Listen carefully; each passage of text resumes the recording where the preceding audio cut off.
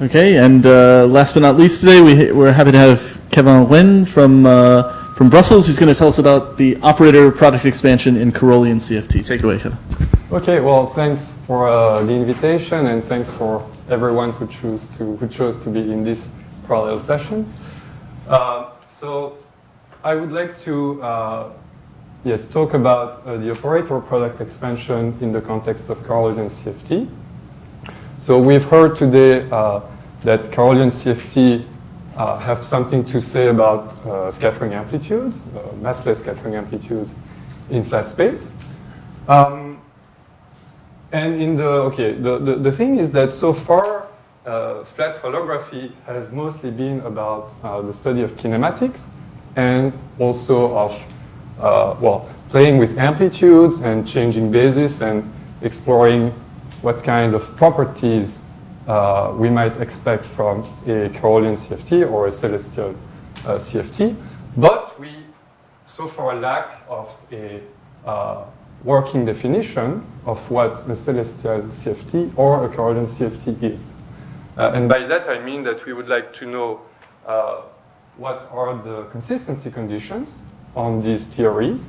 And once we have that, we can hope to bootstrap these consistency conditions into solving these theories. And I think this is where we should be headed, because what we want at the end of the day is predictivity. So I think one of the important structures in conformal field theory that that is part of what defines a CFT is the operator product expansion. And so we need to understand that, I think, if we want to make progress. So this is ongoing work done in collaboration with Jakob Salzer. It's still ongoing, but I will just tell you a few key points of what we've thought about so far. But first, let's go back to conformal field theory and why we like it. So we like it because it's well defined, and so it doesn't suffer from UV divergences nor IR divergences. It's fully non-perturbative and calculable in principle, even though, I mean, in practice might be hard. It's I would say, the only full formulation of quantum gravity we have, so in all regimes. And the most interesting part is that it can be completed from the bottom up using bootstrap. And so from a phenomenological perspective, this is amazing, and something we would like to transpose to scattering amplitudes, I suppose.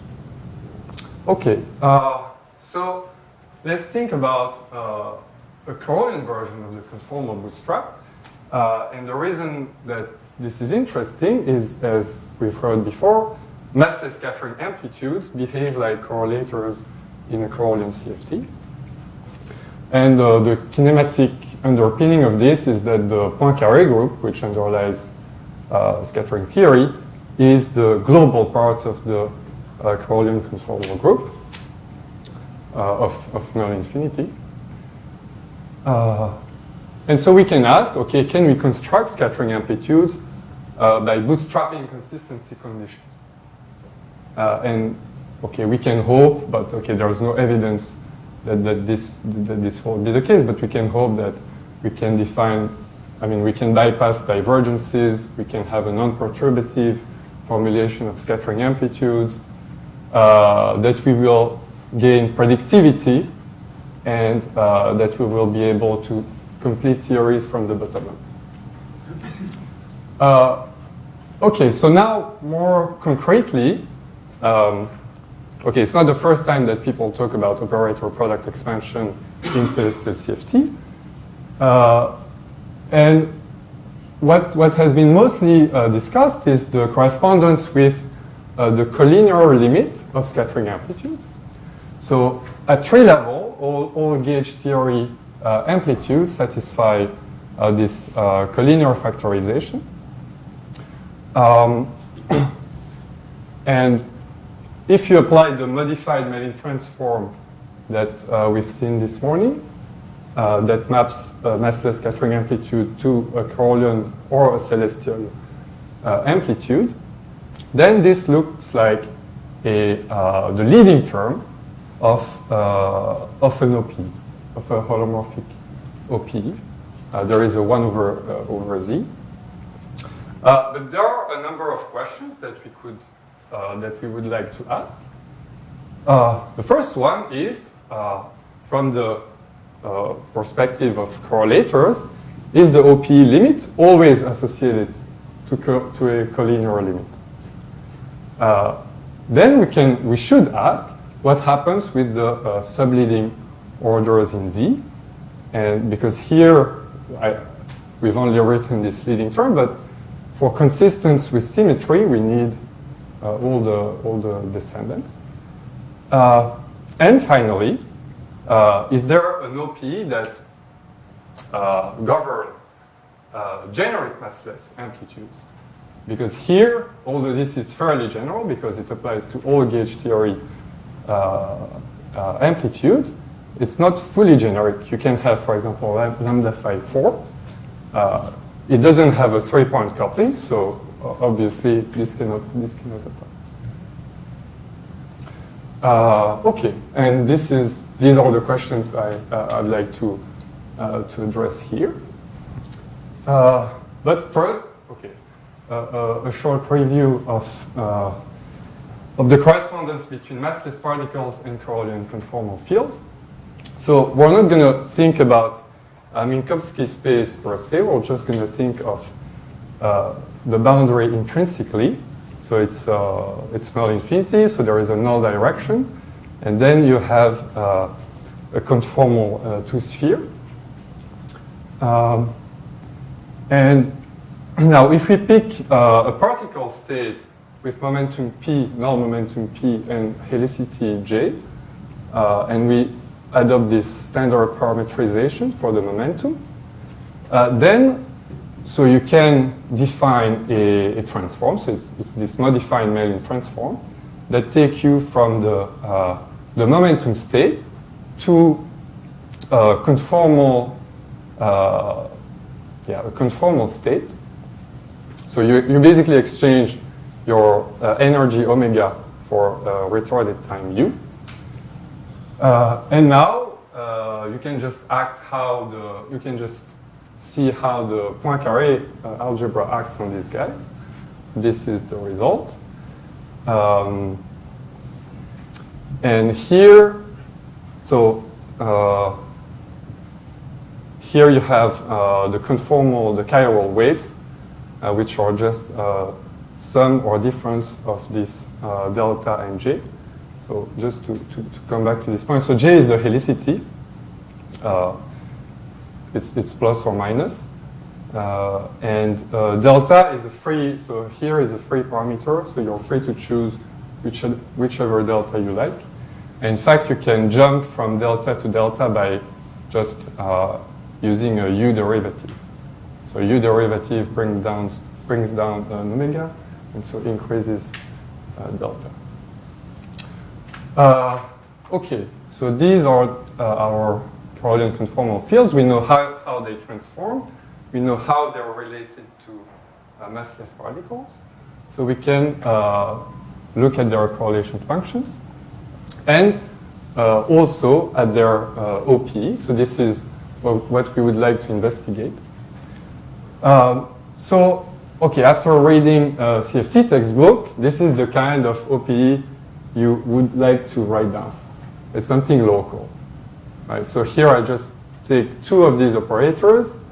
X denotes U, Z, and Z bar. So I take this together, and I would like to write down something of this form.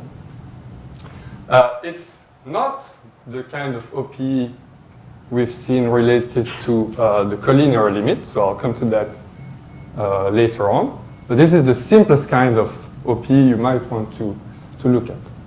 And we'll see that it does capture some properties of correlators. So now what happens is that you're just going to hit the left-hand side and the right-hand side with your Poincaré generators. You know how the left and the right transform, and then you ask consistency. And so this leads to a set of differential equations that constrain this function here. And this is the set of solutions. So it's less constraining than in standard CFT. In standard CFT, this function is fully fixed. Here, there is a number of free parameters. So first of all, you have different branches, depending on the number of delta functions appearing. So that's typical of carrollian CFT, that you have those choices. And then you also have free exponents here. So there is this A here, and there's a B and a B bar here. Okay, so we have that. Then, okay, is it useful? So that's what we would like to know. So we can look at some application. So we can look at the simplest thing. Yes? So the reason why we like OP usually is because there is a notion of conversion of this OP. Mm-hmm.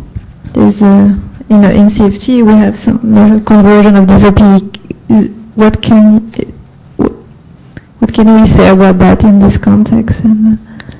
So I mean, it's a very good question. So we would like to know whether so you can write down. So part of the question is whether there is a complete basis of operator, and that we don't know yet because we don't have the state operator correspondence. So I cannot. Unfortunately, I cannot answer this question. At this point, what I'm doing is I'm just saying I'm saying, okay, this is one possible contribution that is consistent with symmetry that could appear in an operator product expansion, and let's just assess whether it's realized in actual correlators. Okay, so this is the philosophy. So let's just take the simplest example, which is the 3-point function. So the 3-point MHV amplitude, when we go to the carrollian basis, looks like this. Yes, I don't know if I have to. So okay, the important feature is that there is a double delta function. And then you have combinations of the z's and the u's. And now we take the OP limit, z12 to 0, and it simplifies. I mean, it can be written in this form if we like. And this can be recognized as just, so this would be a 2-point function 0403, where 04 is inserted at x1, times one of these solutions from the previous slides. Okay, 5 minutes. Provided we give the correct quantum numbers to 04. Okay, so it seems that this OPE is realized in this 3-point function. We can do another interesting example, which is the lambda phi 4, for which there is no collinear factorization. So we go again. So the amplitude is the contact amplitude. So the contact amplitude is just 1, and then we do the many transform, and we get a complex way of writing 1. But okay, this is the carrollian correlator. We can now again take the OP limit z12 to 0, and because there is this delta that sets the cross ratio to be equal to the borrowed one, we also look at on the support of the delta function basically. And now we can write it in this way. And again, we'll recognize a 3-point function and one of these OPE functions from the previous slides, provided we give O5 again the correct quantum numbers. Okay, then I'll keep going because I don't have so much time. Okay, but this had nothing to do with collinear factorization, so let's come back to that. So in the literature, and recently Romain and collaborators had written the carrollian version of this collinear OP. Here we would like to only send z to 0 while keeping z bar and u arbitrary. But then your two operators, they are not really colliding, right? They still have a separation in z bar and u. So the question is, on the right-hand side, where would you place your OK? Right? Because, and since there was no specific place where you could put it, you're just going to integrate its position, well, between x and 0. So this integral is just a way of writing that we're going to integrate OK between u equals 0 and u equal u. And similarly for z bar. So we're just integrating over the intermediate position. And then we can, again, ask consistency with Poincaré symmetry. And this gives, there is a unique solution for what this exponent and this function is. And now in the special case where we set the scaling dimension of operator 1 and 2 to be 1, and of operator 3 to be 1 plus p, where p is this combination of helicity, we recover the formula that was written in this paper. So this is a symmetry way of deriving this OP. And yes, I will finish with some comments regarding this. So the first question you could ask is, okay, but why haven't we seen, so in the application examples I did before, why didn't it show up? And the reason is because there are different kinematic regimes, really, because when you insert this OP inside correlation functions, let's say inside a 4-point MHV amplitude, so it will relate it to a 3-point MHV amplitude. But the 3-point MHV amplitude, we know it has delta function support, which means that to access this OP, you need to be in this regime where Z12 bar and Z13 bar are much smaller than Z, which is the OP expansion parameter. So just to say that to access the collinear OPE, you need to do this. If you keep this and that fixed and just take Z much smaller than 1, you're going to land on the simple OP that I constructed before. And then the second question is about, what about subleading order? A natural thing to try is to say, okay, I'm going to add something that is just subleading in Z, but takes more or less the same form. There was just a DZ acting on this OK. But it fails to solve the constraints, the Poincaré constraints, due to some of the translation generators. So I don't know how to solve this problem at the moment. I think it's related to the fact that the collinear limit of amplitudes does not factorize at subleading order. But so one perhaps what one should try is to have something more general than this, perhaps some additional convolution or something like that. I'm not quite sure. So some degree of non-locality, I would say. Yes, and then yes, I have 0 minutes left. So just to conclude, so these were just a few key points of this bigger study that is ongoing. What we're going to put out is a full classification of 2, 3, and 4-point functions with complex kinematics. So an extensive study of various kinds of OP structures you can find, even some discussion of OP blocks. And then a lot of examples, and for the aficionados, some carrollian manifestation of the double copy.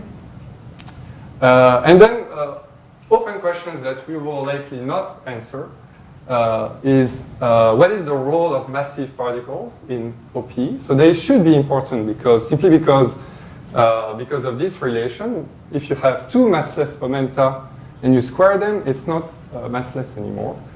So, and in representation theory, that simply means that the tensor product of two massless particles is an integral over massive particles.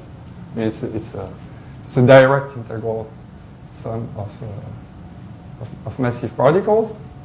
This might be related to this failure that we see here, because maybe at this subleading order we should actually see massive contributions to restore Poincaré invariance. That's also a possibility. And then, okay, the long-term goal is to have a full understanding of OPE, then conformal blocks, crossing equations, and then try to bootstrap all of this. Okay. Yeah, that's it. Thank you. So, in view of the time, we have maybe time for one or two quick questions, if there are any. Yep. I can yell. Yeah.